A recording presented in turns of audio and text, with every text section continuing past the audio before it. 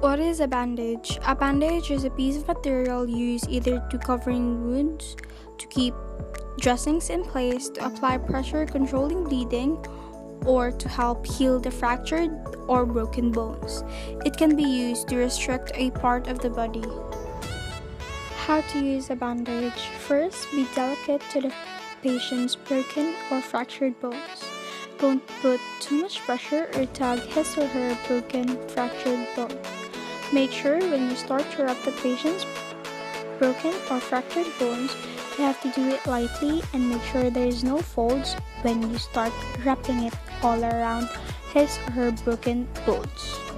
And make sure to cover everything so that there will be no water drip inside the bandage that can cause irritation. What is a Band-Aid? A Band-Aid helps protect the wound and scab from friction, bacteria, damage, and dirt. Thus, the healing process of the body is less disturbed. An additional function is to hold the two cut ends of the skin together to make the healing process faster. To use a Band-Aid, make sure the wound is clean before you put the Band-Aid on to prevent the bacteria or dirt to be inside the wound and to not worsen the situation of your wound.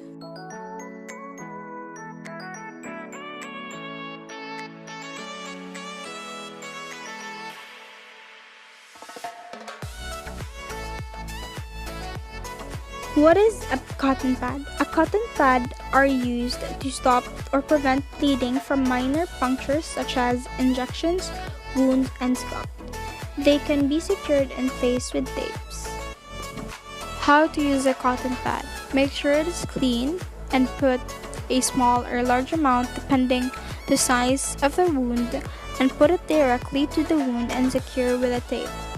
What is a betadine? A betadine is a combination product used to treat minor cuts, scrapes, burns, wounds, etc.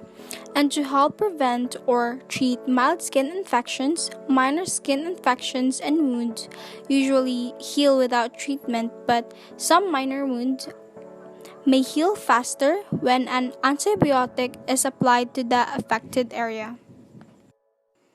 How to use a betadine? Clean and dry the affected area as directed. If you are using the ointment or cream, apply a small amount of the medication in a thin layer of the skin, usually 1 to 3 times daily. Rub in gently if your condition permits.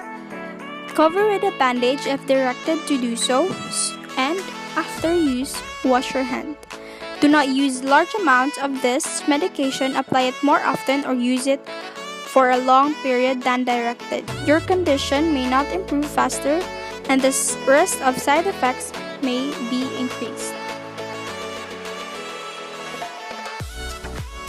Also kids, don't forget the flashlight. So kids, the primary purpose of a flashlight is to provide you light in darkness, whether it's finding you the right key, looking for something under the car, sofa, or bed. hiking at night, or an emergency light source during a power outage. You will always have a use for a flashlight in your pocket. A flashlight is a handheld portable electric powered light source.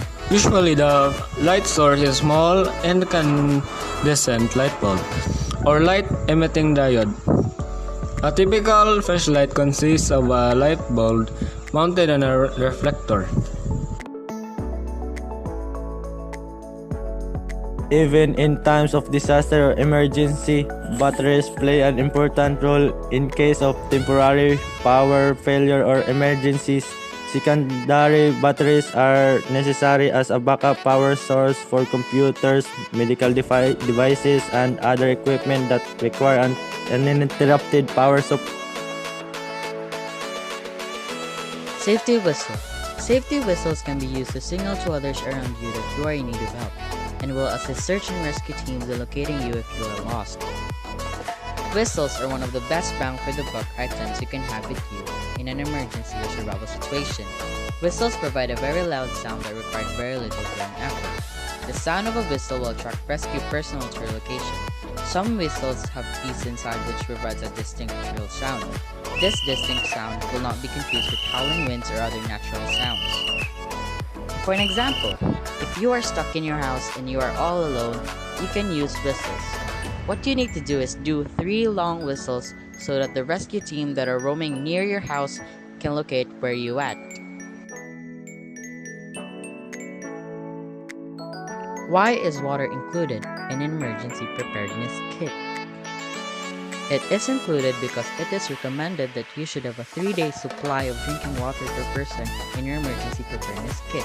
However, a survival rule of thumb is that you should have a gallon of emergency water per person because you will also need it for sanitation purposes.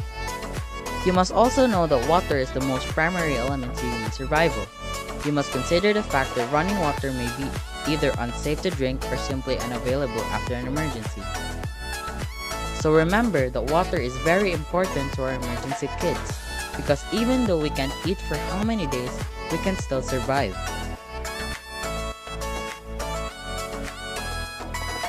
Why is food included in emergency preparedness kit? It is included because it can ensure your family's survival until help arrives. Because when disaster strikes, having emergency food ready can put your family's mind at ease, knowing that they can be nourished even if they don't have access to their grocery, supermarket, or farm, or where they get their food source. In packing of emergency food, it is recommended that you should have a 3-day supply of this. You must also make sure that the food is non-perishable and has good nutritional content.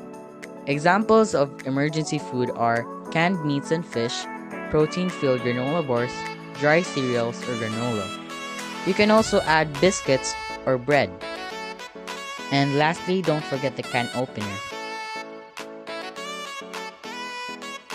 Hello everyone, my name is Rhea Feliz N. Panganiban, and today I will discuss the uses of alcohol and why is it important to be part of our emergency kit. So, let us start with the uses. Aside from being a disinfectant, alcohol is also used for sterilization, used in the hospital or sick room as a rub-down or for general massage purposes. Why is alcohol important in a first aid kit? Rubbing alcohol can be used to clean utensils in your first aid kit and very effectively cleans cuts, scrapes, and minor wounds. For this part, alcohol can be used when we are about to clean other things in our emergency kit. Remember, our emergency kit does not only consist of alcohol. Our emergency kit consists of other things like flashlight and others. And if they get dirty, alcohol is there to clean them. While for wounds, sometimes people often get injuries because of calamities, especially earthquakes. We mean that in earthquakes, the main reason why people get injured because of those falling debris that may hit them.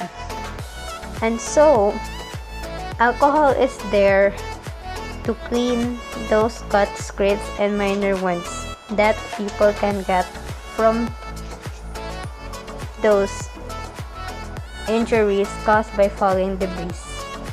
That is all for this afternoon. Thank you.